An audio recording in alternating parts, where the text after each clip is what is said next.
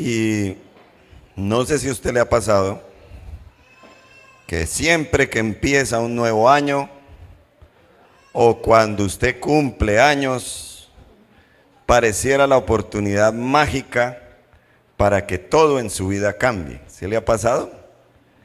Uy, año nuevo. ¿Y si pasa? Como que no, solo un cambio en el calendario. Estoy cumpliendo años y ahora sí, este será mi año. Y a veces es hasta peor, ¿cierto? Parece que como que todo sigue igual. ¿Por qué será? ¿Por qué será que todo sigue igual? Le tengo una declaración que hizo el más grande o el hombre más inteligente del siglo pasado llamado Albert Einstein. Él dijo lo siguiente: locura es hacer lo mismo una y otra vez y esperar resultados diferentes. Te lo repito. Locura es hacer lo mismo una y otra vez y esperar resultados diferentes. Así que si usted canta Año Nuevo, Vida Nueva, cumple años y sigue haciendo lo mismo de siempre, según Albert Einstein, usted es un loco, usted es una loca. No puede ser, así no funciona.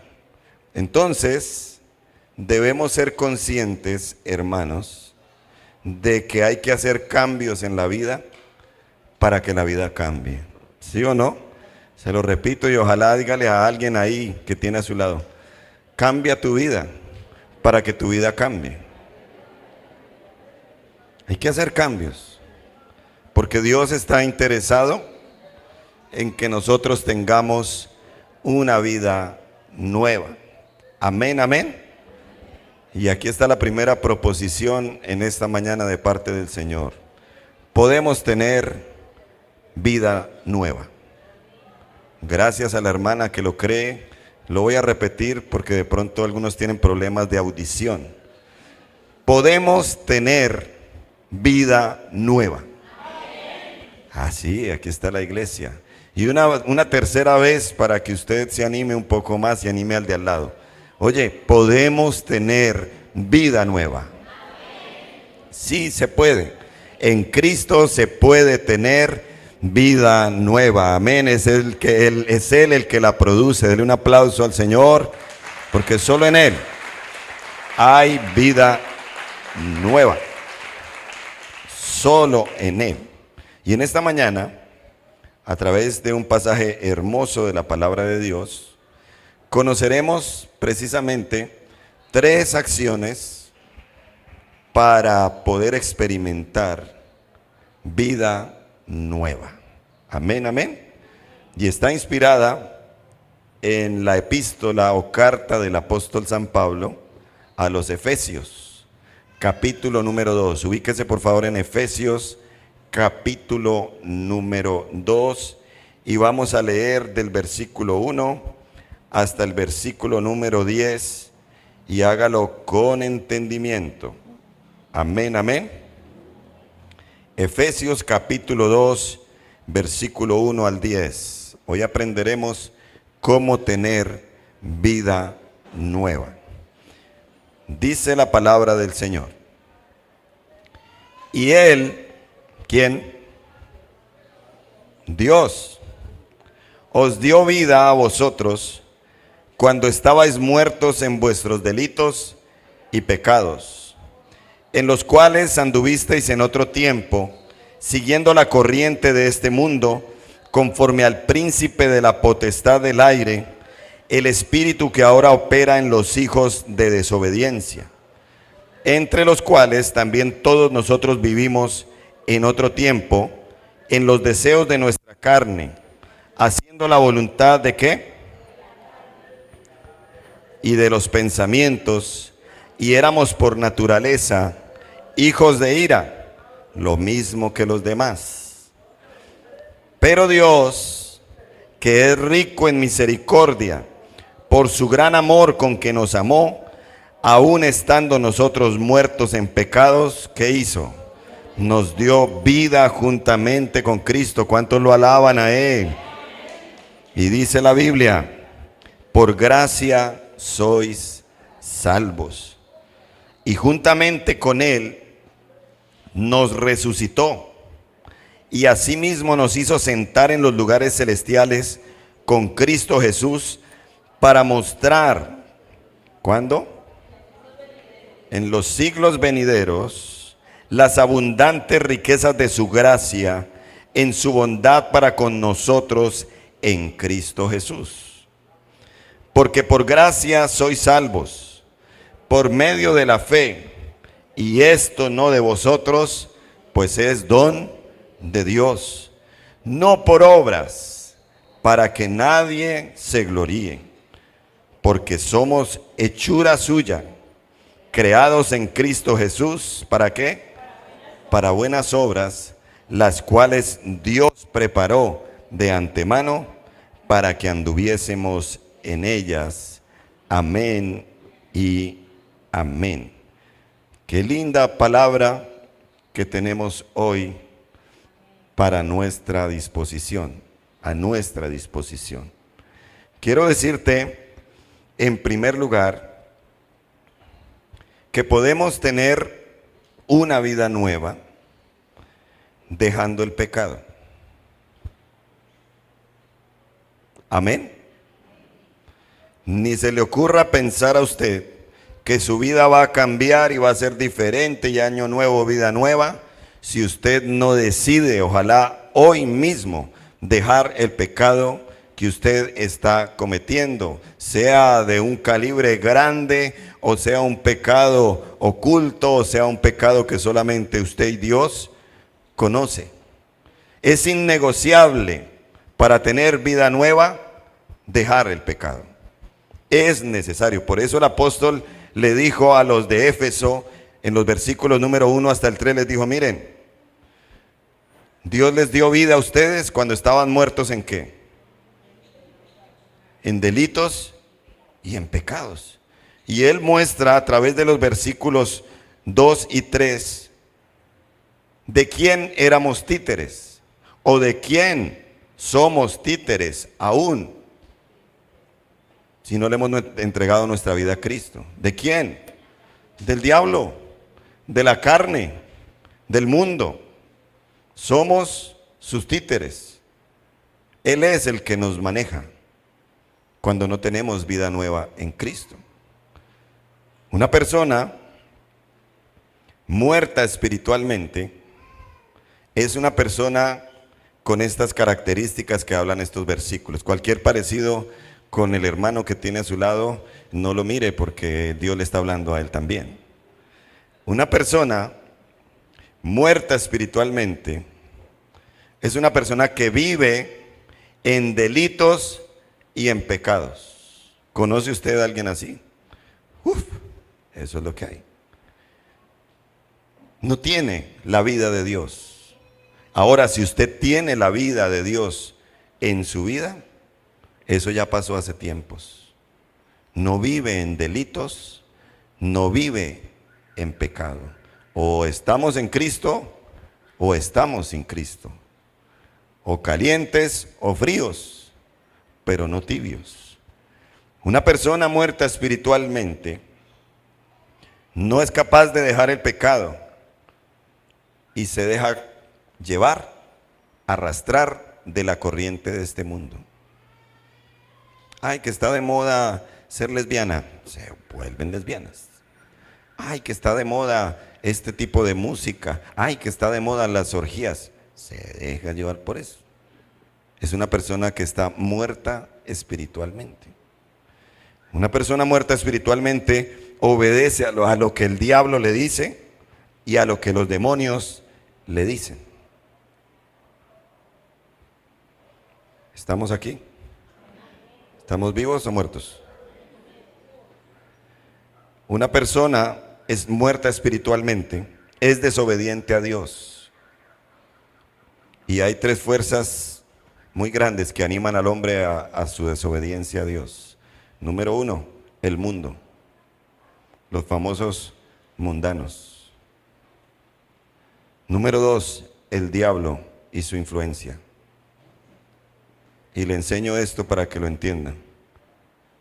El que no conoce de Dios, el que no le ha entregado su vida a Cristo, puede ser poseído por los demonios, por el diablo mismo. El que está en Cristo puede ser influenciado desde afuera hacia adentro. Pero si está en Cristo, entonces el diablo no podrá atacarle, no podrá afectarle, no podrá destruirle. El de afuera lo tiene adentro. Y el de adentro no se debe dejar llevar por su influencia. ¿Está entendiendo? Y una tercera fuerza para la desobediencia a Dios es la carne. Es la carne. Es su carne. Una persona que vive muerta espiritualmente o que está muerta espiritualmente obedece a sus pensamientos pecaminosos y los sigue y los hace y los practica. ¿Está entendiendo?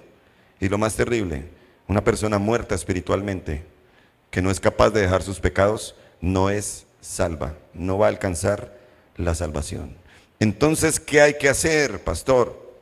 ¿Cómo lo podemos hacer? La misma palabra de Dios nos da la clave en otros textos que son muy interesantes. Busque por favor Hebreos capítulo número 12, versículo número 1. Hebreos capítulo número 12, versículo número 1 dice: por tanto, nosotros también, teniendo en derredor nuestro tan grande nube de testigos, y ahí va la enseñanza, ¿qué debemos hacer?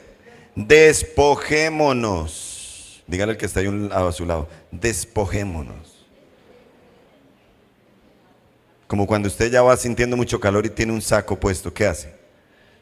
Uy, me despojo de ese saco. Despojémonos de todo peso y del pecado que nos asedia.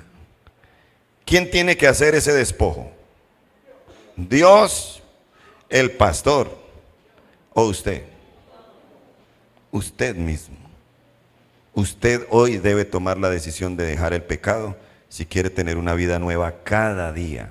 Amén, amén. Pero también Efesios, ahí el mismo libro que estamos estudiando, Efesios en su capítulo número 4, versículos 22 en adelante, búsquelo por favor, tiene que ver mucho con eso y nos aconseja. ¿Ya lo encontró? Dice: en cuanto a la pasada manera de vivir. ¿Se acuerda de su vieja? No de su mamá, sino de su vieja manera de vivir. ¿Se acuerda cómo vivía usted como marrano en volqueta? Solo chillidos. Yo sí me acuerdo. Y es bueno recordar, no para sentir lástima, ay, como me sobraba la plata cuando andaba en el mundo. Tenía para gastar y malgastar y ahora no. No, para eso no hay que mirar la vieja vida. Hay que mirar la vieja vida para recordar y agradecer y honrar a Dios de dónde nos sacó y a dónde nos tiene. Amén. ¿Cuántos alaban al Señor porque nos sacó de las tinieblas a la luz admirable? Tiene que ser más fuerte el aplauso para el Señor. Aleluya. Y si tienes quizá unos días aquí en la iglesia, unos meses, hoy es la oportunidad para salir de las tinieblas a la luz admirable, porque Dios tiene el poder para hacerlo. Dice ese versículo: despojaos del viejo hombre. Hermanas, no es que dejen a su esposo que ya está viejo, no. El viejo hombre es la vieja naturaleza. ¿Y cómo está ese viejo hombre? Viciado, o sea, lleno de vicios, conforme a los deseos engañosos, y renovaos en el espíritu de vuestra mente. Aquí empieza el cambio. Y dice el 24, y vestíos del nuevo hombre, creado según Dios en la justicia y santidad de la verdad. Entonces este texto nos lleva ¿a qué? A despojarnos, como a quitarnos ese vestido y a ponernos uno nuevo. ¿A cuántos de los que están aquí les gusta andar vestidos con ropa vieja? ¿A nadie? ¿Sí o no? A todos aquí nos gustaría estrenar, ojalá todos los días, porque la ropa nueva huele rico, ¿cierto? Lo hace ver a uno mejor, ¿cierto? Usted es muy linda, muy hermosa, hermano, usted es muy simpático, pero con ropa vieja no se va a ver bien. En cambio, con ropa nueva, no hay hombre feo, sino sin plata. Nadie le gustaría vestirse con ropa vieja, pero lo increíble es que espiritualmente muchos, y algunos están aquí sentados, les gusta andar espiritualmente con esos harapos, con ese pecado, con esa viejera. ¿A qué huele la ropa vieja? A mico. ¿A qué huele un buzo viejo, sobre todo aquí en la parte de las axilas? Espiritualmente hay algunos que les gusta vivir así. ¿Quiere usted de verdad, vivir en vida nueva? ¿Sí o no? ¿De verdad? Deje el pecado. Deje el pecado. Un pastor una vez, para atraer la atención de la gente y para que la gente fuera a la iglesia, escribió un mensaje: el próximo jueves la predicación se va a llamar la razón por la que su perro hace lo que hace.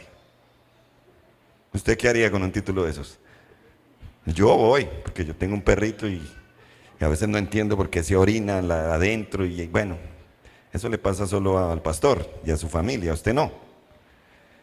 Y la gente acudió masivamente al culto a ver cuál era la razón por la que su perro hace lo que hace. Y entonces el predicador les dijo: miren, es obvio que un perro se porta como se porta. ¿Por qué? Porque el perro tiene naturaleza de perro, no de gato. En los animales la ideología de género no funciona. Y no se puede trasplantarle al perro la naturaleza del gato, ni al gato la del perro, porque el perro es perro y se comporta como perro porque tiene esa naturaleza. Amén. ¿Por qué el pecador se comporta como pecador? Porque esa es su naturaleza pecaminosa desde lo que pasó en Génesis, allá por los tiempos de Adán y Eva. No podemos mudar nuestra naturaleza si alguien no nos la cambia y tiene el poder para hacerla, y de hecho lo hizo hace 2000 años, y su nombre es Jesús. Él es el que tiene el poder de cambiar nuestra naturaleza de pecadores a santos. ¿Sí lo ha experimentado en su vida? Yo sí. Y Jeremías capítulo 13 versículo 23 me parece una ilustración tan clara en cuanto a esto, pero tan clara que búsquelo y subráyelo. Él dijo, Jeremías 13:23, él dijo, inspirado por Dios: ¿mudará el etíope su piel y el leopardo sus manchas? Con todo respeto a nuestros hermanos de la comunidad afrodescendiente, esto quiere decir, dejará el negrito de ser negrito y se volverá blanquito. ¿Cómo que no? Y Michael Jackson, ¿por qué sí lo pudo hacer?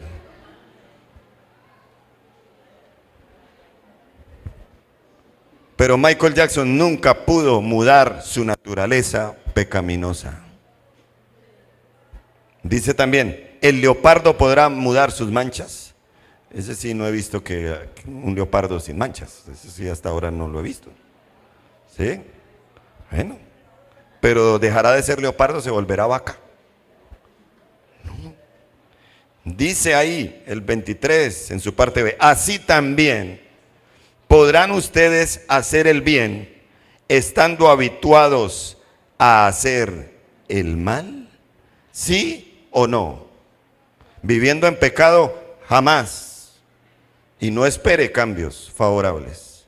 Viviendo en Cristo, sí se puede, porque la Biblia a mí me dice y a ti te dice, de modo que si alguno está en Cristo, nueva criatura es. Las cosas viejas pasaron, he aquí todas son hechas nuevas en Cristo. Sí se puede cambiar esa naturaleza. En Cristo podrás dejar ese pecado que te asedia y vivir para agradarle a Él. Amén. Ahí va el aplauso mientras yo tomo agua.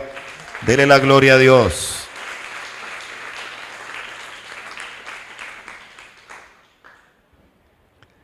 ¿Cómo es tu vida hoy en día?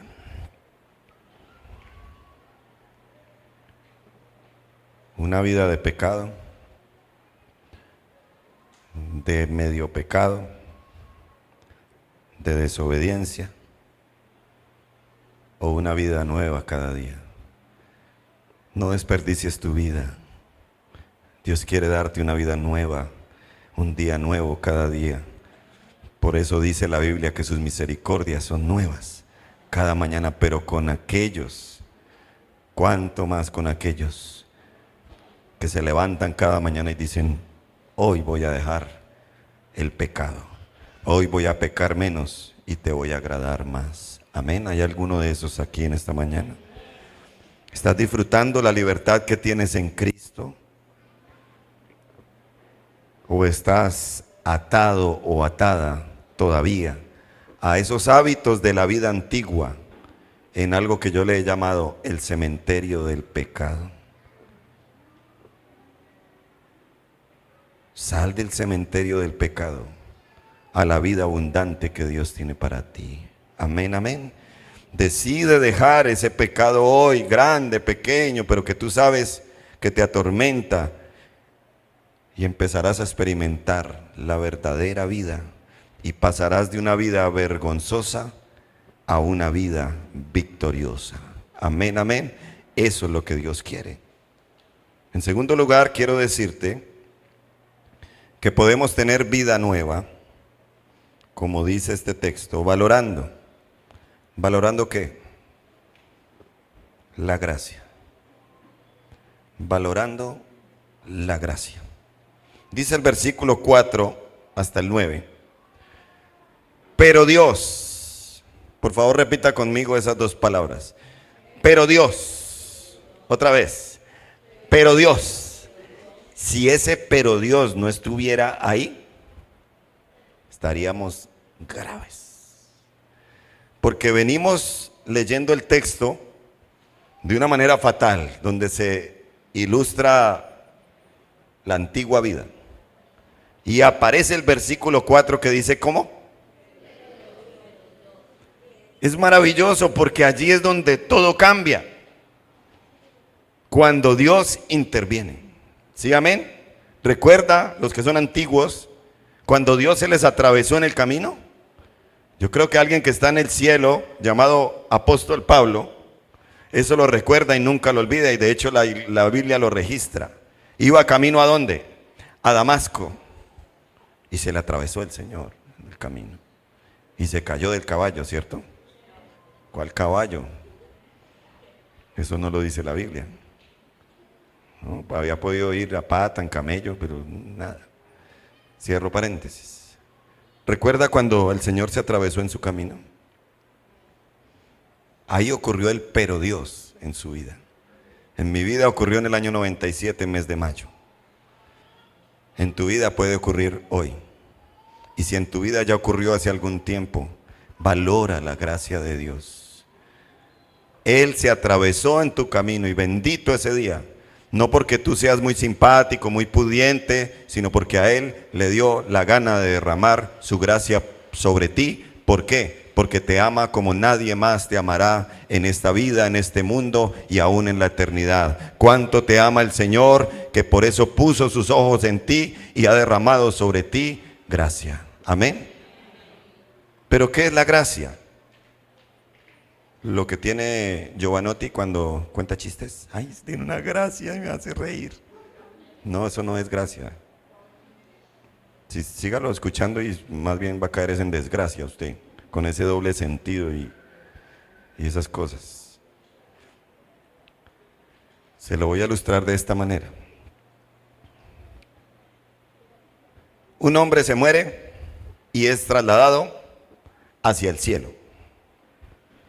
Pero dicen que en el cielo está en la puerta ¿quién? Dicen que está San Pedro ahí. Y que él es el que tiene las llaves y deja entrar o no deja entrar. Imaginemos que es así. Entonces, está San Pedro ahí en la entrada y le dice al hombre, bueno, aquí la entrada funciona de esta manera. Tú necesitas 100 puntos para poder entrar. 100 puntos para poder entrar. Entonces me haces el favor y me vas a decir todas las buenas obras que hiciste mientras estuviste allá en la tierra. El hombre dijo, no, estoy hecho. Bueno, don Pedro, mi primera buena obra, quizá la más larga, fue que yo duré casado con mi esposa y le fui fiel durante 50 años. 50 años, don Pedro, ¿te imaginas? ¿Cuántos puntos? Pedro le dijo, muy bien, muchacho. Por todo ese aguante, perdón, por todo ese amor, tienes 3 puntos. ¿3 puntos? Sí, 3 puntos. Bien ganados, muy bien. ¿Qué más hiciste? Entonces el hombre dice, bueno, querido Pedro, yo asistí a la iglesia toda mi vida. Fui fiel con mis diezmos, con mis ofrendas y con mi servicio. Pedro le dije, buena, bien, chino, maravilloso. Eso te hace acreedor de 1 punto. El hombre se va como impacientando. O sea, ¿cuántos llevaba? ¿Y cuántos necesitaba? ¿Y usted cuántos lleva? 1 punto. ¿Te parece poco, Pedro? Que yo estuve trabajando en la iglesia, me ponían a hacer aseo allá en la Gran Comisión de Granada, y ese auditorio tan grande, para 1 punto. Sí, 1 punto. Y si se pone muy salsa, se lo quito. Punto negativo, como en las escuelas. Luego dijo, bueno, está bien. ¿Qué más hice? Sí, estuve trabajando entre los pobres de mi ciudad. Les daba de comer y les daba ropita también. Fantástico, le dijo Pedro. Por esa buena acción, por ser buen samaritano, te voy a dar 2 puntos. ¿Cuántos llevaba? 6 puntos. El hombre le dice, 6 puntos nada más llevo con todo lo que he hecho. No, definitivamente yo voy a poder entrar al cielo solamente por la gracia de Dios. Y Pedro le dijo, así es, bienvenido, entra al gozo de tu Señor. ¿Entendió lo que es la gracia? Eso es lo que Jesucristo derramó sobre nosotros hace 2000 años. Dele el aplauso al Señor, porque es por su gracia que podemos tener vida nueva. Amén, amén. Gracia para los estudiosos es un favor inmerecido. Es algo que no merecemos, pero Dios nos lo concede porque nos ama. Por eso dice aquí la palabra de Dios en ese versículo tan famoso, Efesios 2:8. Dice, porque por gracia sois salvos. O sea, la salvación usted no se la gana haciendo nada. La vida no es una competencia de buenas obras, no. Escuche y entienda esto. Las obras no salvan a nadie, pero las obras son evidencia de que una persona ha sido salvada. Te lo repito, las obras no salvan a nadie, pero son evidencia de una persona que ha sido salvada. ¿Está entendiendo? Por eso dice, por medio de la fe. ¿Qué es la fe? Un instrumento. Y esto no de vosotros, pues es don de Dios. Por eso dice el 9, no por obras, para que nadie se gloríe. Pero cuidado, la gracia no es nunca ni será licencia para pecar. Cuidado con pensar y vivir bajo esa mentira. Ah, no, ya Cristo lo hizo todo.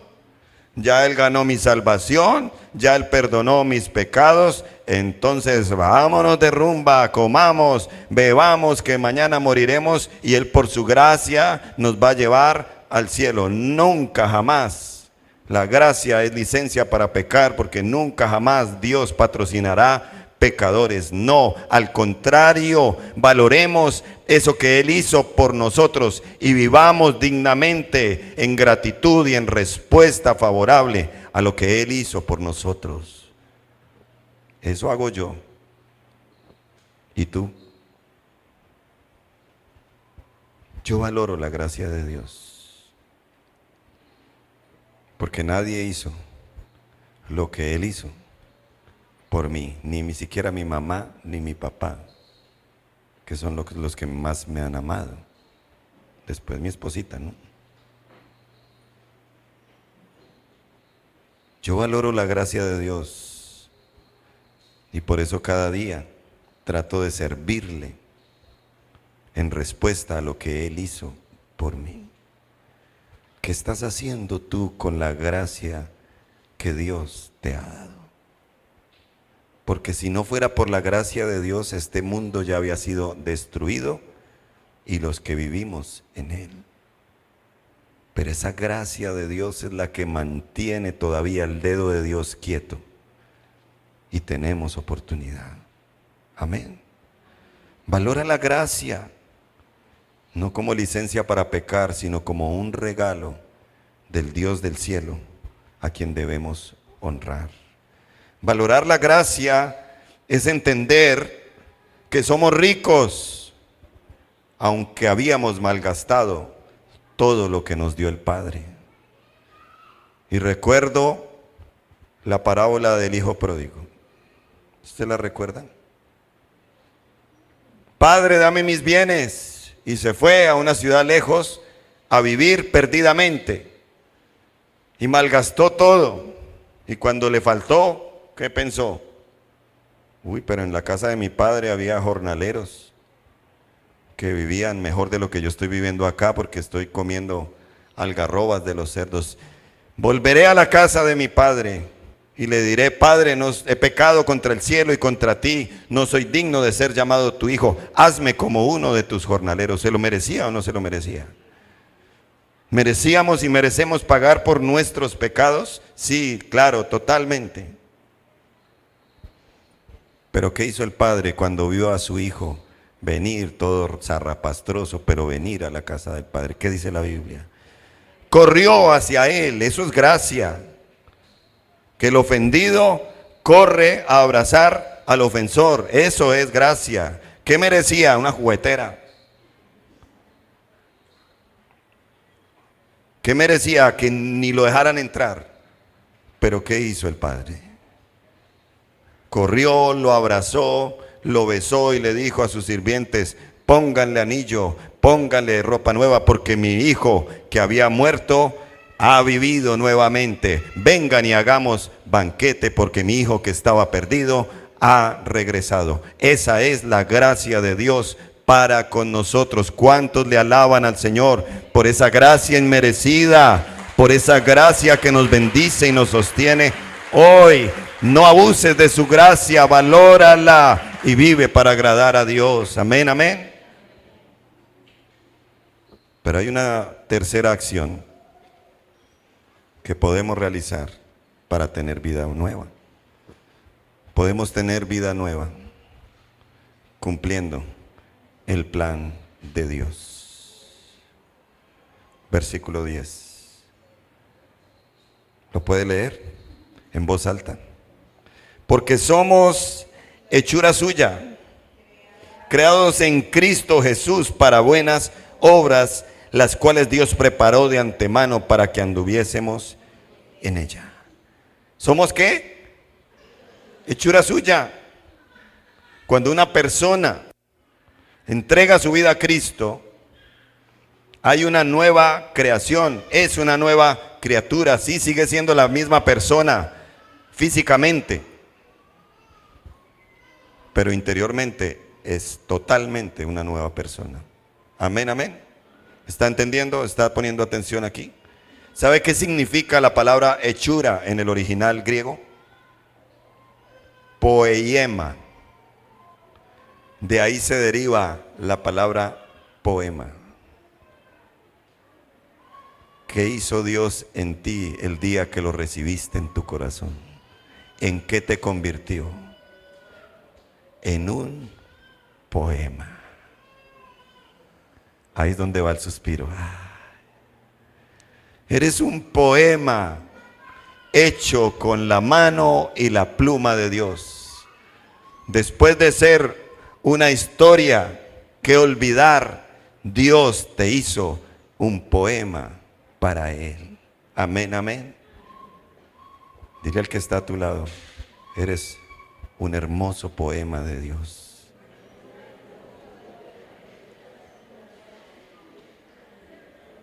Qué lindo es el Señor, ¿sí o no? Qué lindo es el Señor. Somos su poema.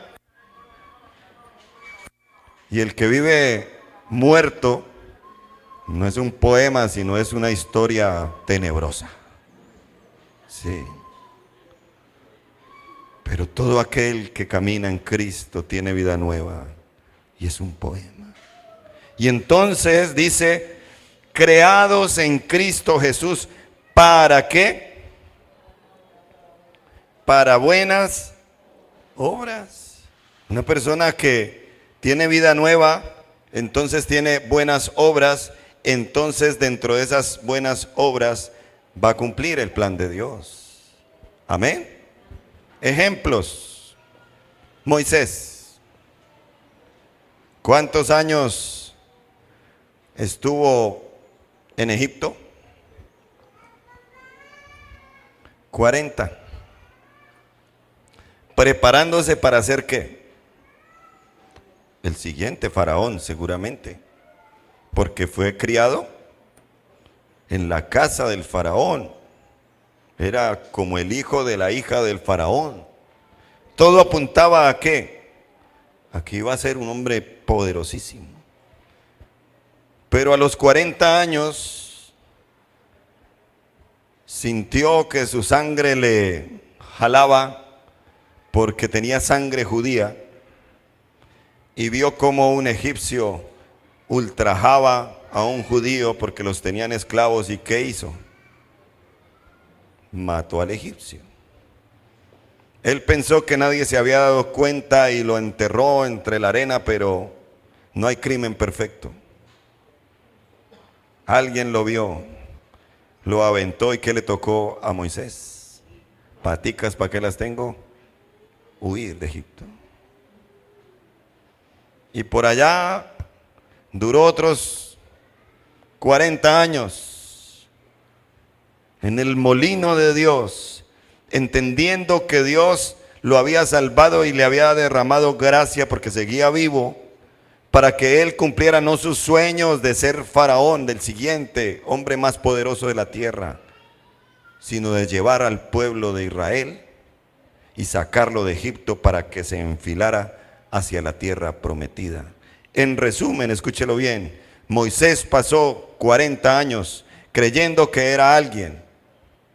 Luego pasó otros 40 años aprendiendo que no era nadie. Y después de los 80 para arriba, otros 40 viendo lo que Dios puede hacer con alguien que sabe que no es nadie. Amén, hermanos.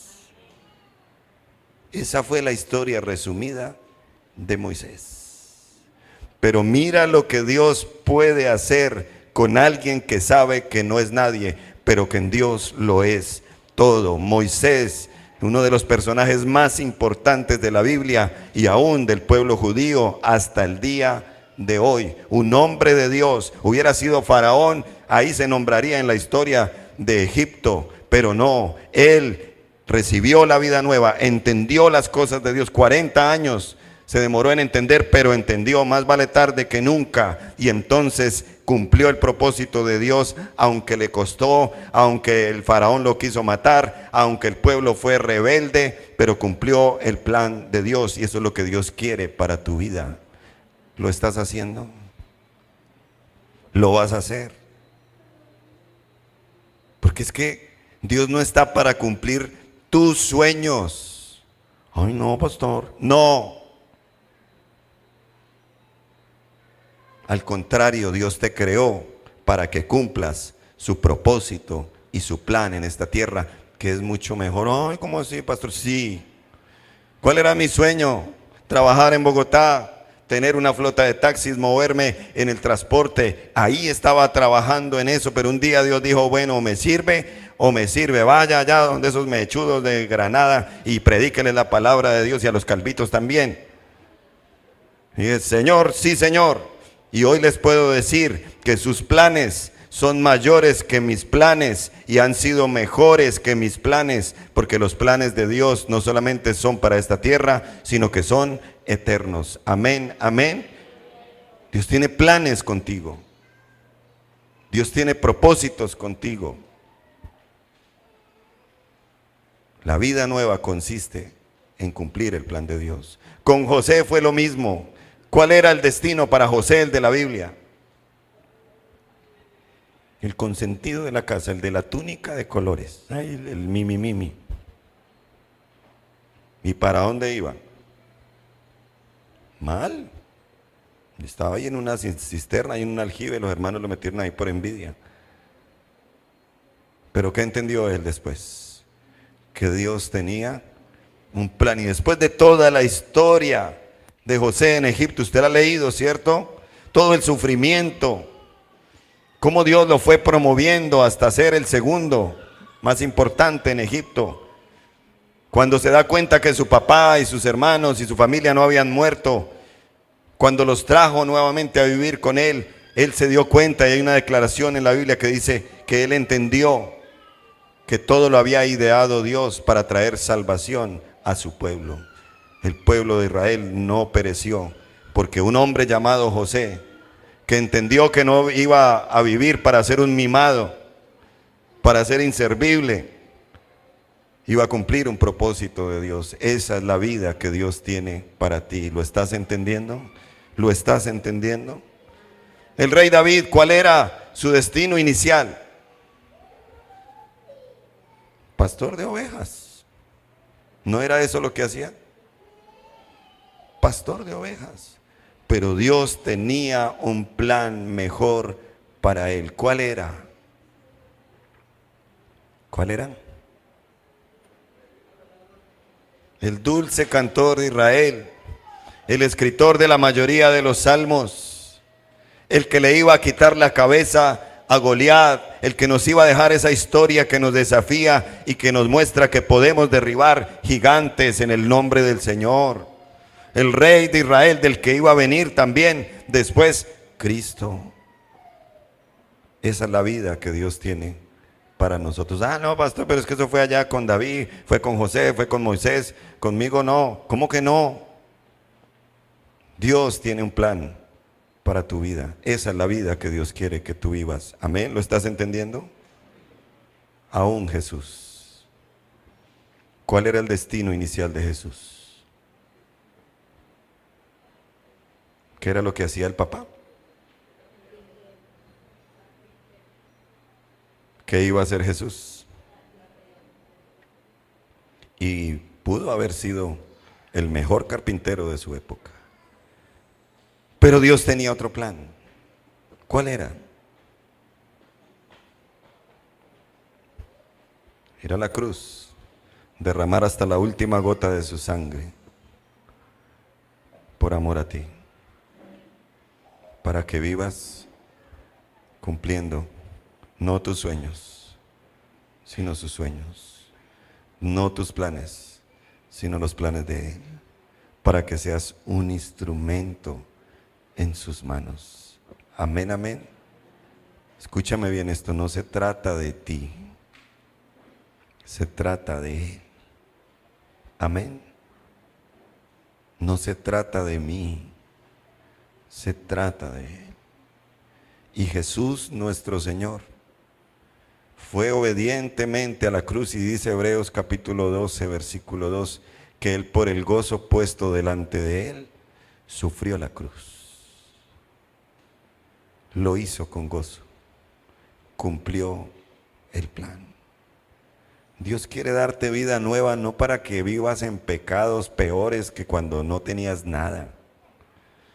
Dios quiere darte vida nueva es para que vivas para sus planes, para que vivas para sus propósitos, sino para qué. Es un desperdicio. ¿Está entendiendo? Jesús cumplió el plan. Nosotros debemos cumplir su plan. Lo vamos a hacer. Y quiero para terminar dejarte esta frase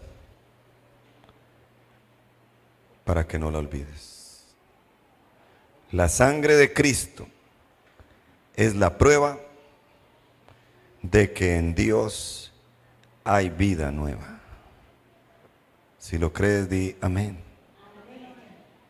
La sangre de Cristo es la prueba de que en Dios hay vida nueva, porque la sangre de Jesús nos brinda oportunidad. Porque la sangre y el sacrificio de Jesús hizo que el velo se rompiera en dos. Eso dice la Biblia. Hizo que la tierra temblara. Hizo que el diablo fuera derrotado eternamente y para siempre. Dios tiene para ti vida nueva. Pero ¿qué hay que hacer? Número 1, dejemos el pecado. Número 2, valoremos la gracia. Y número 3, cumplamos el plan de Dios. Amén, amén.